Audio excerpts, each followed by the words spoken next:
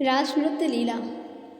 श्री श्याम सुंदर एवं राधा रानी नौका विहार के पश्चात नाव से उतरकर पुलिन पर खड़े हैं। चंद्रमा की शुभ्र चांदनी में पुलिन की बालुका अतिशय चमचम कर रही है।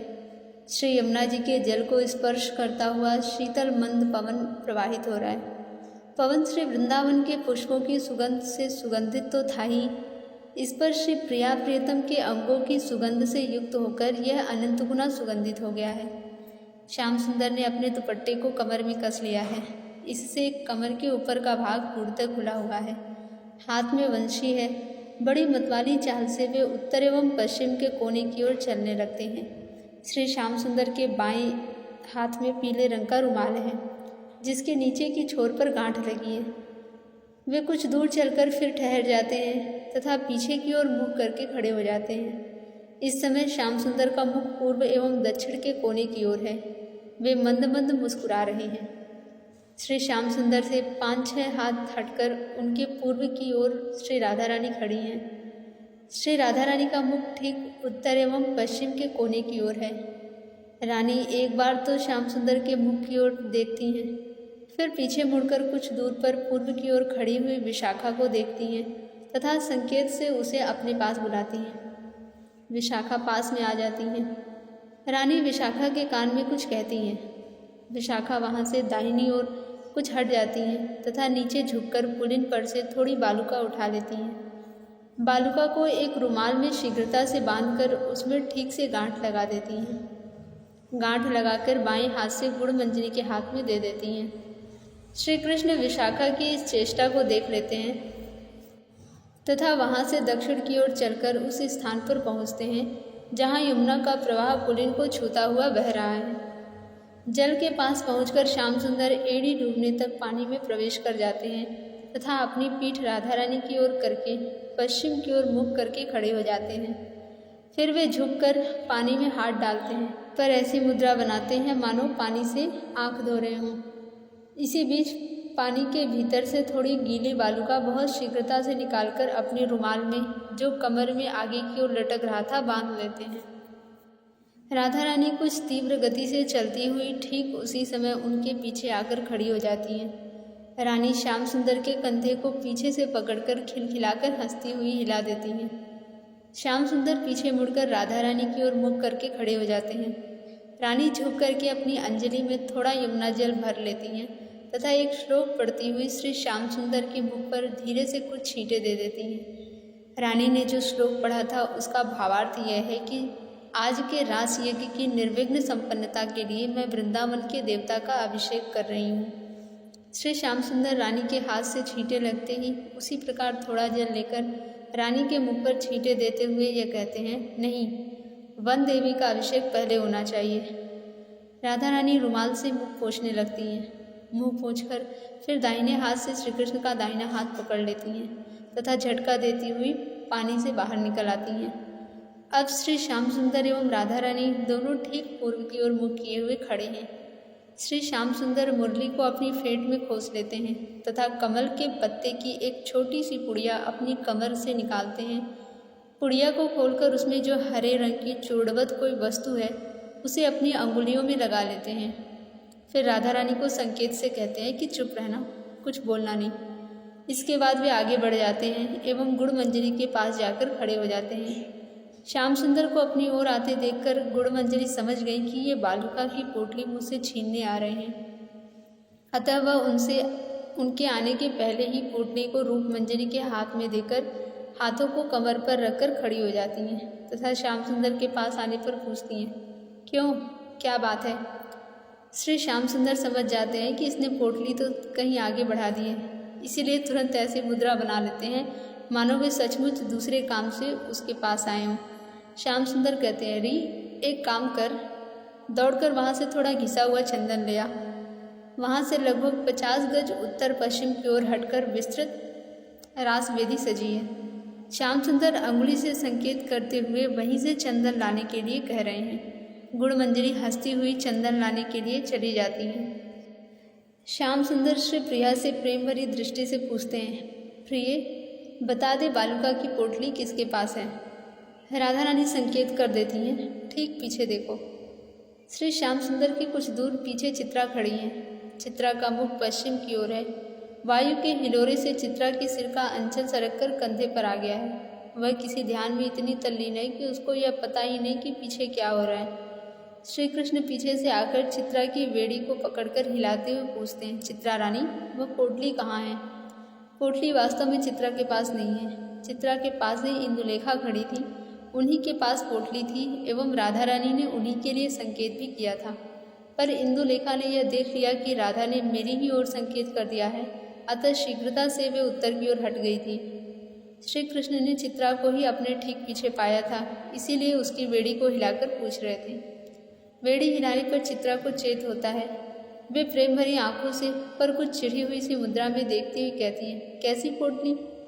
श्याम सुंदर समझ जाते हैं कि पोटली इसके पास नहीं है, पर तुरंत प्रश्न करते हैं, क्यों?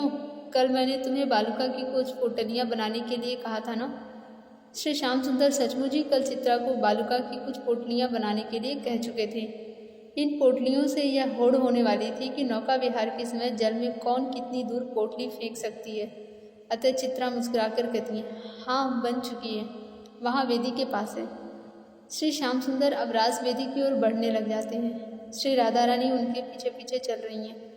श्याम सुंदर रह रहकर श्री प्रिया की ओर देखने लगते हैं, फिर ठहर जाते हैं तथा श्री प्रिया के दाहिने कंधे पर हाथ रखकर चलने लगते हैं। सखियाँ एवं मंजरियाँ भी उनके इधर उधर एवं कुछ सखियाँ मंजरियाँ पीछे पीछे चल रही हैं। चलते चलते श्याम सुंदर रास वेदी के पास पहुँच जाते हैं। श्याम सुंदर वेदी के ऊपर दाहिना पैर एवं नीचे बायां पैर रखे रहकर राधा रानी से संकेत में कुछ पूछते हैं। रानी विशाखा की ओर अंगुली से संकेत कर देती हैं। श्याम सुंदर विशाखा से कहते हैं, विशाखे, आज तुम्हें दाहिनी ओर रहना होगा। श्री विशाखा अत्यंत प्यार भरी तिरछी चितवन से श्याम सुंदर की ओर देखती हैं तथा अपने सुंदर नयनों को कोयों में घुमाती हुई मुस्कुराकर कहती हैं, अच्छी बात है।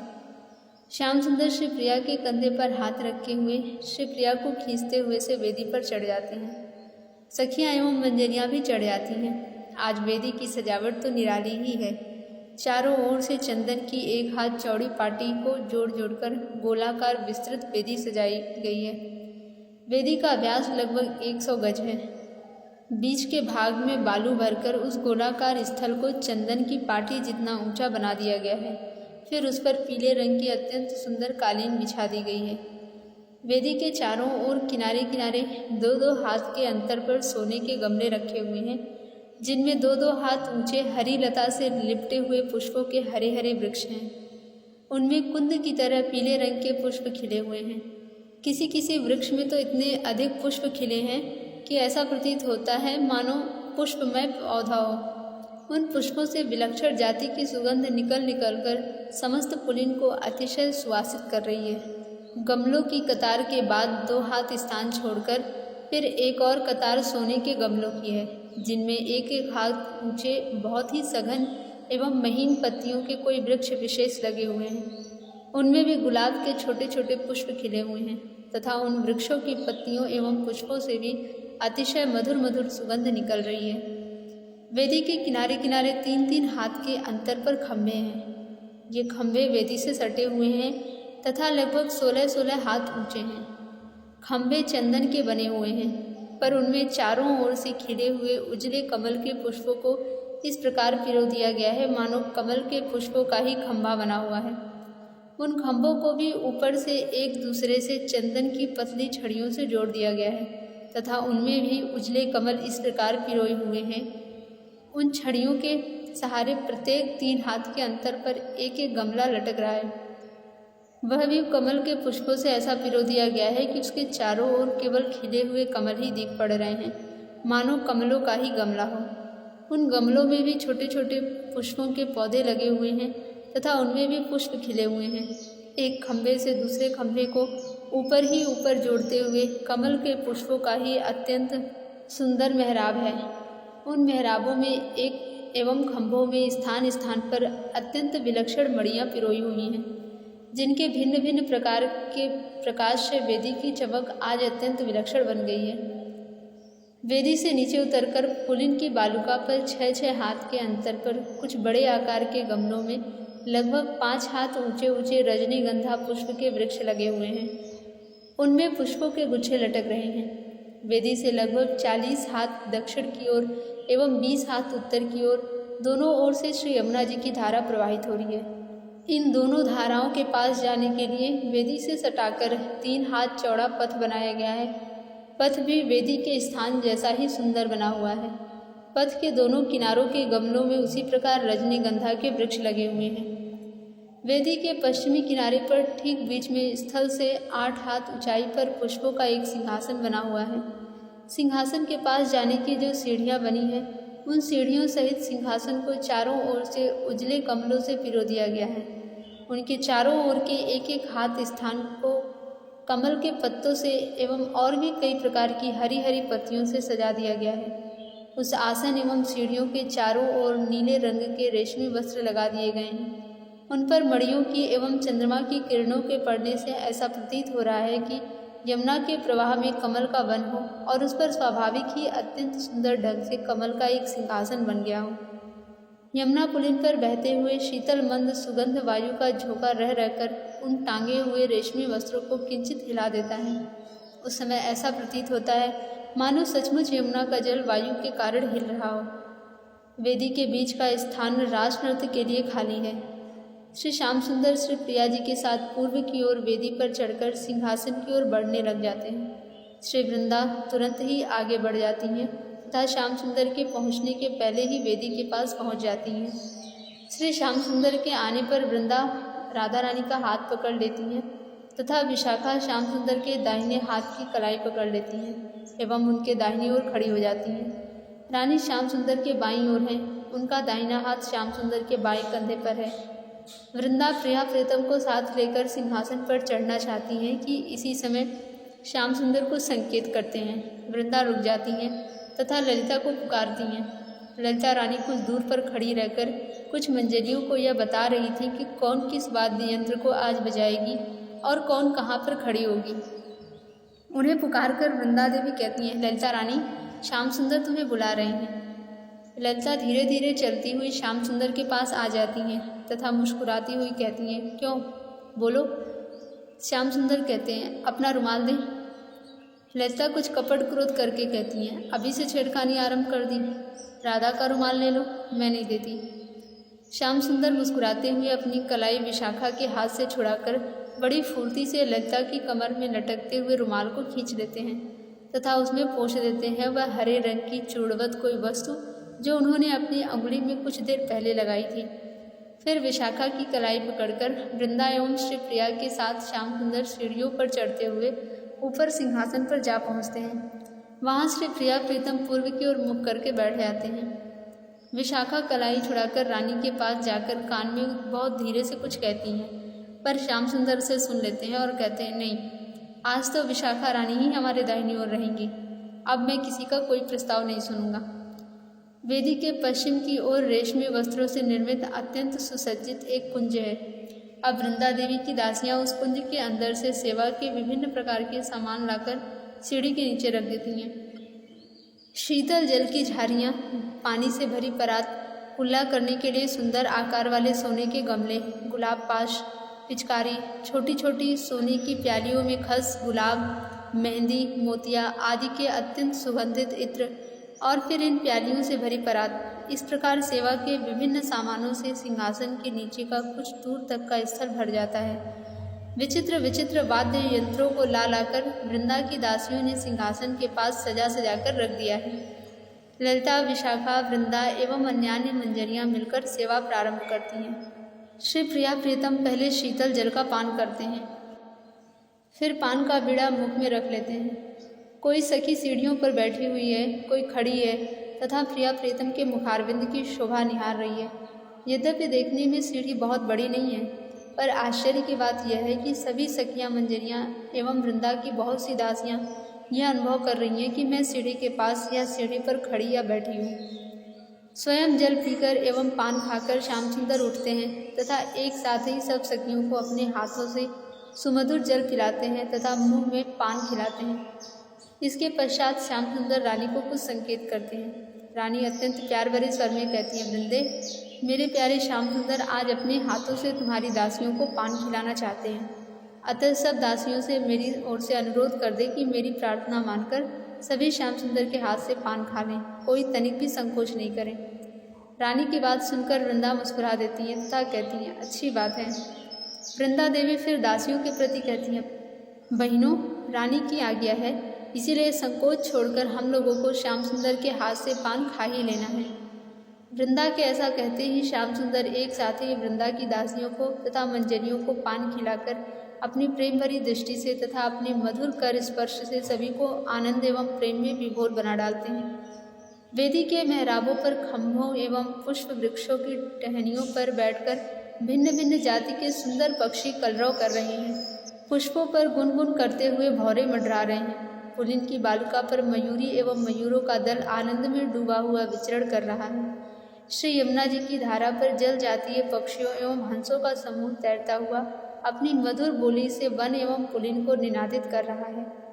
इन सबकी ओर से प्रतिनिधि के रूप में वृंदा कहती हैं, प्यारे श्याम सुंदर, अपने वन के समस्त चराचर प्राणियों की ओर से मैं प्रार्थना कर रही हूँ कि अपनी प्रिया एवं सखियों के साथ रास करके हम लोगों के नैनों को शीतल करो।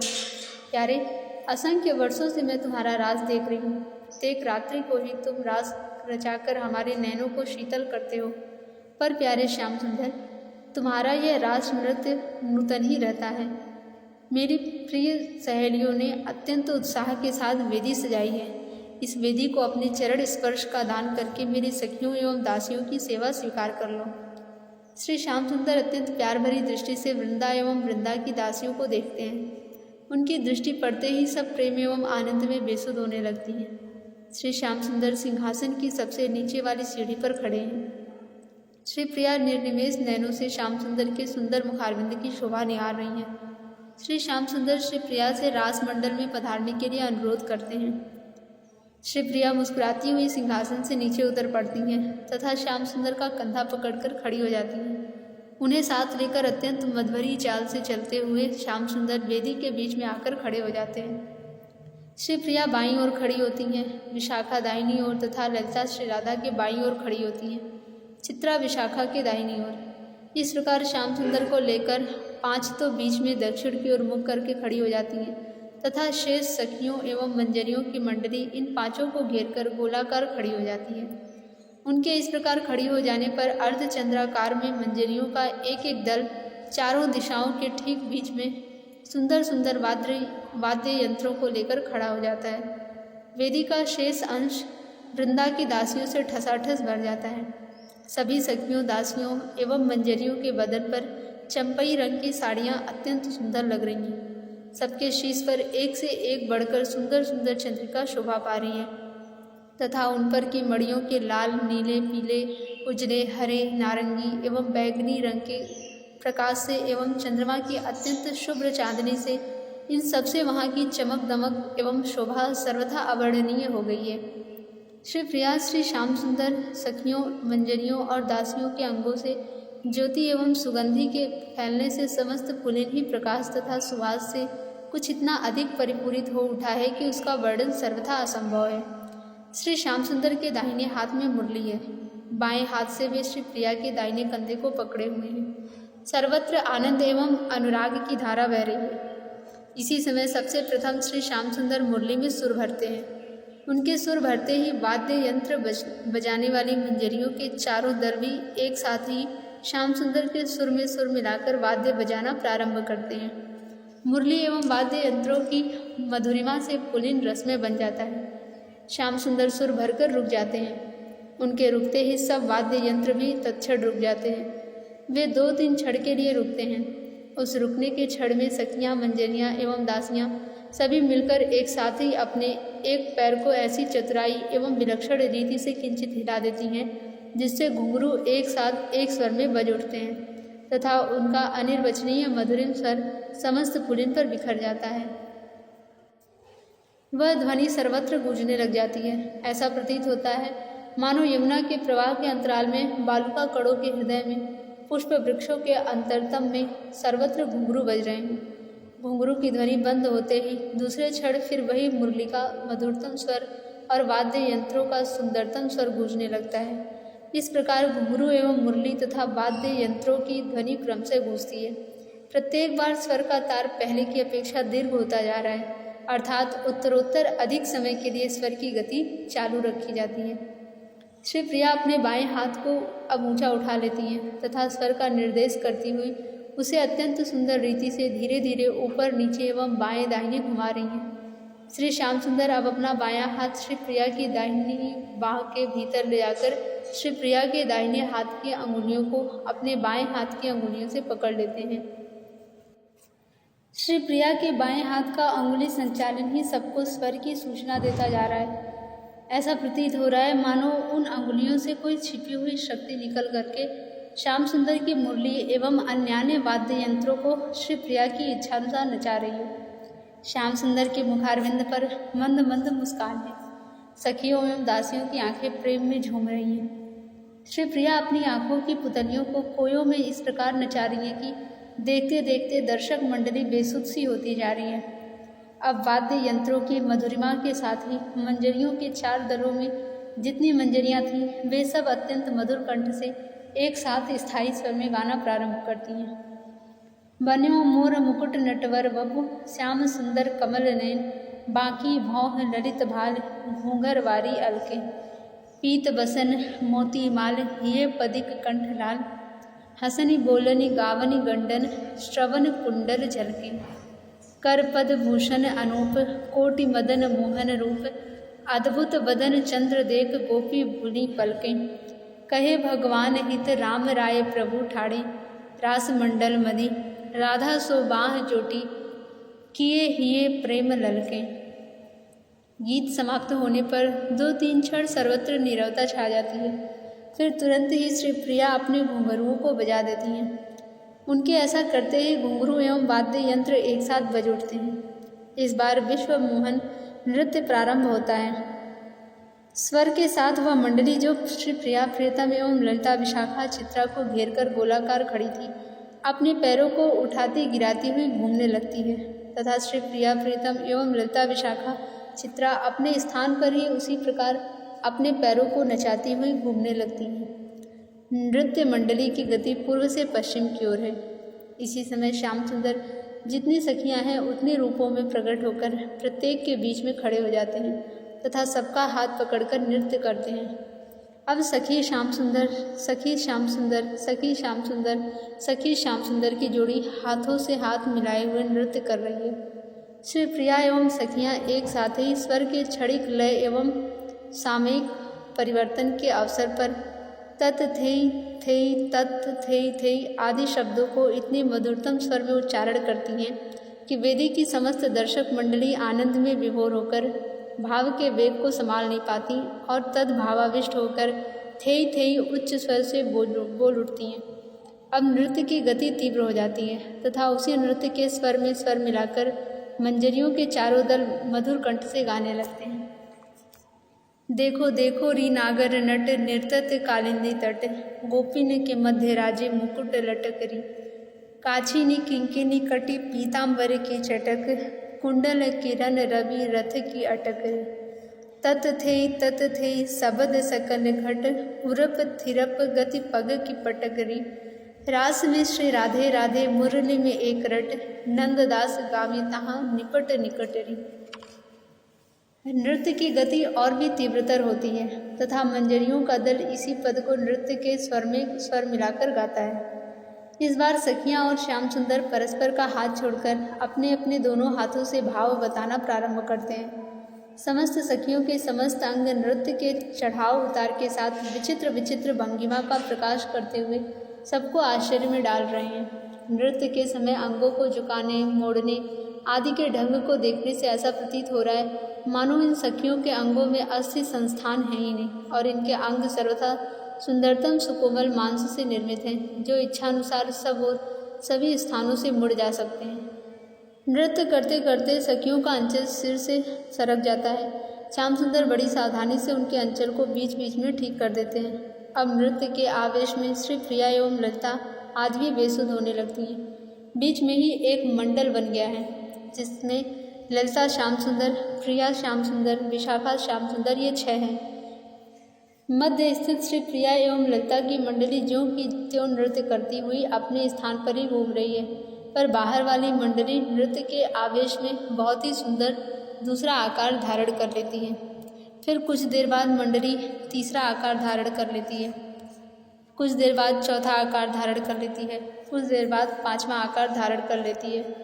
उपरोक्त पांचों आकारों में ही यह बात निश्चित रूप से है कि प्रत्येक सखी के पास श्याम सुंदर है। इन 5 प्रकार के ढंग से बहुत देर तक मधुरतम नृत्य एवं संगीत का सरस प्रवाह बहता रहा। अब रात्रि का समय 2:30 पहर से कुछ अधिक व्यतीत हो जाता है, पर किसी को भी इसकी सुधि नहीं है। श्री प्रिया एवं सखियों की बेड़ियाँ खुल गई हैं, उनमें से फूल झरझर कर गिर रहे हैं, मुखारबिंद पर प्रश्वेत कर मोती की तरह झलमल झलमल कर रहे हैं। श्री प्रिया आनंद में मूर्छित होकर गिरने लगती हैं। इसी समय श्याम सुंदर मुरली को होठों से अलग करके श्री प्रिया को हृदय से लगा लेते हैं। मुरली बंद होते ही अन्य वाद्य यंत्र भी बंद हो जाते हैं। प्रत्येक सखी को श्याम सुंदर अपने हृदय से लगाकर अपने पीताम्बर से उसका मुंह पोंछने लगते हैं। श्री प्रिया आनंद में कुछ देर तक मूर्छित रहती हैं। कई सखियां भी मूर्छित हैं, कोई कोई अर्धबाह्य ज्ञान की दशा में है। सभी को श्याम सुंदर हृदय से लगाए लगाए अपने पीताम्बर से पंखा झल रहे हैं। धीरे धीरे सखियां पूर्णतः प्रकृतिस्थ हो जाती हैं। प्रकृतिस्थ होते ही श्याम सुंदर अपने और सब रूपों को छिपा लेते हैं तथा एक श्याम सुंदर बचे रहते हैं, जो राधा रानी को गोद में लिए बैठ जाते हैं। थोड़ी देर बाद रानी भी प्रकृतिस्थ हो जाती हैं। रानी हंसती हुई उठ बैठती हैं तथा अपना अंचल संभालने लगती हैं। वृंदा आनंद में डूबती उतराती हुई श्री प्रिया का हाथ पकड़ लेती हैं तथा प्यारवश हाथों से श्री प्रिया के हाथों को दबाने लग जाती हैं। वृंदा की दासियां गुलाब पास से सुंदर शीतल जल श्री प्रिया, श्याम सुंदर एवं सखियों पर धीरे धीरे छींटती हैं। यमुना पुलिन का शीतल मंद समीर यद्यपि प्रवाहित हो रहा है, फिर भी वृंदा की दासियां कमल के फूलों से पिरोए हुए सुंदर सुंदर बड़े बड़े पंखों को लेकर धीरे धीरे झलने लग जाती हैं।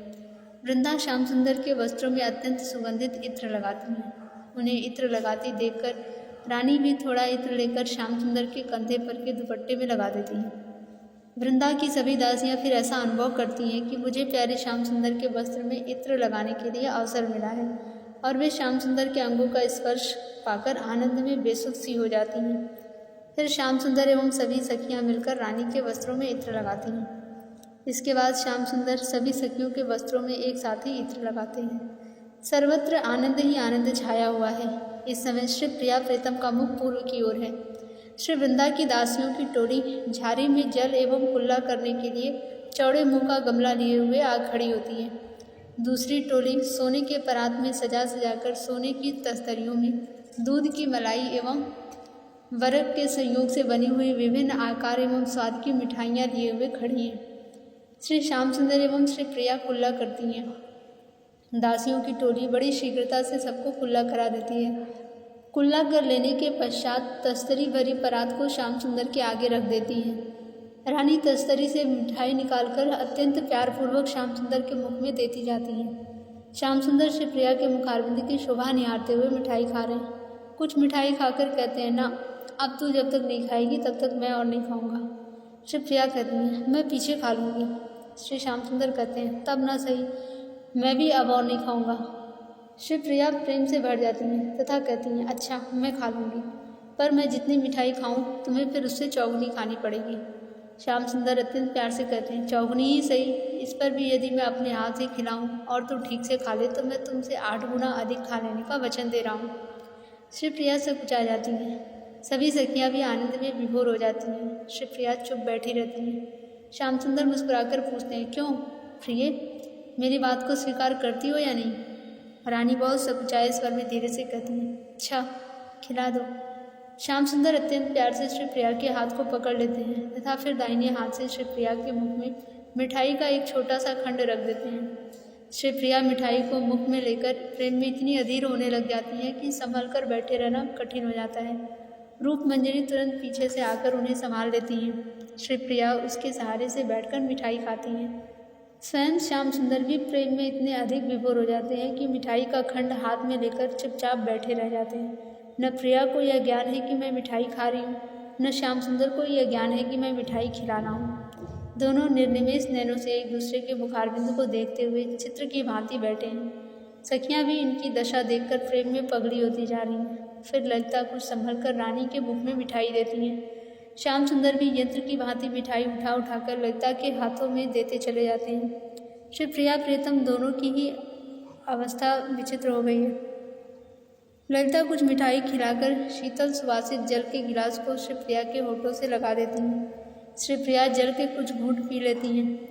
ललिता रानी के होठों को जल से पोंछकर चाहती है कि रुमाल से पोंछ दूं, पर श्याम सुंदर अपना पीत दुपट्टा ललिता के हाथ में दे देते हैं। ललिता मुस्कुराती हुई उसे दुपट्टे से रानी का मुंह पोंछ देती है। अब रानी को चेत हो आता है। श्याम सुंदर की भी भाव समाधि टूट जाती है। दोनों ही एक दूसरे को देखकर हंस पड़ते हैं। श्याम सुंदर फिर सखियों को उसी प्रकार एक साथ मिठाई खिलाते हैं। फिर आपस में एक दूसरे को पान भी उसी प्रकार खिलाते हैं। अब रात्रि लगभग 3 प्रहर पूरी होने को आ जाती है। श्री श्याम सुंदर की आंखों में प्रेम भरा आलस्य झलकने लगता है। श्री प्रिया मुस्कुराती हुई उठ पड़ती हैं। श्री यमुना के उत्तरी तट पर विश्राम कुंज की पंक्तियां लगी हुई हैं। आज जिस कुंज में विश्राम करना है उसी ओर वृंदा आगे आगे चल रही हैं। उनके पीछे प्रिया प्रीतम एवं उनके पीछे सखियां चल रही हैं। बालुका में पुलिन एवं तट के बीच में यमुना की एक धारा बहती है। उस पर नाव का अत्यंत सुंदर पुल है। उसी पर चढ़कर श्री प्रिया प्रीतम किनारे पर पहुंचते हैं। मार्ग में चलते हुए आपस में अत्यंत प्रेममय विनोद होता जा रहा है। श्री प्रिया प्रीतम एवं सखियां कुछ सघन वन श्रेणी को पार करती हैं तथा मड़ियों के प्रकाश में चमचम करते हुए सुंदर पथ से चलकर रत्नमय निकुंज भवन में आ पहुंचती हैं। निकुंज भवन की शोभा अनुपम ही है। उनमें प्रत्येक सखी, दासी एवं मंजरी के विश्राम के लिए अलग अलग स्थान बने हुए हैं। निकुंज भवन के मध्य में अत्यंत सुसज्जित कमरा है जिसमें सेवा की सब सामग्रियां हैं। अत्यंत सुंदर मखमली शैया बिछी है। उसके पास ही कमलों की एक और पुष्प शैया है। समस्त कमरे में अपूर्व शांति, आनंद, उल्लास भरा हुआ है। रानी जाकर श्याम सुंदर को मखमली शैया पर बैठा देती हैं। श्याम सुंदर मुस्कुराने लग जाते हैं। कुछ देर बाद निर्मल विशुद्ध प्रेम में विनोद होता रहता है। फिर ललिता उठकर खड़ी हो जाती है। अत्यंत प्यार से कहती है, मुझे नींद आ रही है, मैं सोने जा रही हूँ। श्याम सुंदर चाहते हैं कि ललिता को पकड़कर बैठा दें, पर वे फुर्ती से बाहर निकल जाती हैं तथा समीपस्थ कमरे में शीघ्रता से जाकर द्वार बंद कर लेती हैं। इसी प्रकार और सखियाँ भी कोई किसी मिस से बाहर आ जाती हैं। सबसे पीछे रूप मंजरी निकलती हैं। बाहर आकर वह द्वार को बंद कर देती हैं। द्वार के पास ही 2 पंक्तियों में 6 इस ओर एवं 6 उस ओर अत्यंत सुंदर मखमली गद्दों की शैयाएँ लगी हुई हैं। रूप मंजरी के द्वारा द्वार बंद कर लिए जाते ही 12 मंजरियाँ उन्हीं शैयाओं पर लेट जाती हैं। उनकी 4 की एक टोली बारी बारी से प्रत्येक घंटे में जगती रहती है कि जिससे कहीं कुछ सेवा की आवश्यकता होने पर प्रिया प्रीतम को कष्ट न हो। वृंदा प्रत्येक सखी के द्वार के पास जाती हैं तथा छिद्र से देखकर मुस्कुराती हुई आगे बढ़ती हैं। प्रत्येक जगह जा जाकर जब वृंदा स्वयं देख लेती है कि सब विश्राम के स्थान में ठीक ठीक पहुंच गई हैं, तब अपनी दासियों के साथ उसी महल के समीपस्थ महल में जाकर विश्राम करती हैं। शीतल मंद सुगंधित पवन प्रवाहित हो रहा है। यमुना का प्रवाह बड़ी शांति की अवस्था में है। सर्वत्र एक अनिर्वचनीय शांति फैली हुई है। अवश्य ही कान लगाकर सुनने से ऐसा प्रतीत हो रहा है कि वन एवं यमुना पुलिन का अड़ु अड़ु धीरे धीरे जप रहा है। राधे श्याम राधे श्याम राधे श्याम राधे श्याम राधे श्याम राधे श्याम राधे श्याम राधे श्याम राधे श्याम राधे श्याम राधे श्याम राधे श्याम राधे श्याम राधे श्याम राधे श्याम राधे श्याम। जय जय श्री राधे।